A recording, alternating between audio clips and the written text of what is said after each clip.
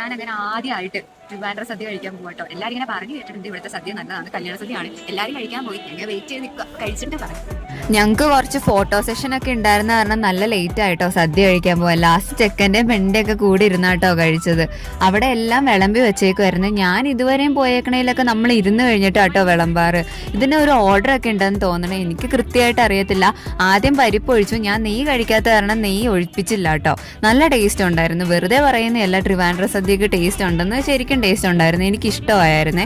എനിക്കങ്ങനെ എല്ലാം ഒന്നും ഇഷ്ടമാവുന്ന ആളല്ല. എനിക്ക് അത് കഴിക്കാൻ പാടില്ല, ഇത് കഴിക്കാൻ പാടില്ല, അങ്ങനെയൊക്കെ ഉണ്ട് എനിക്ക്. പക്ഷേ ഇത് ഇഷ്ടമായി.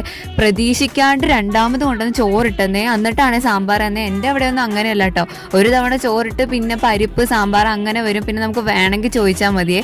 ഇവിടെ എല്ലാത്തിനും ഒരു ഓർഡർ ഉണ്ട് കേട്ടോ.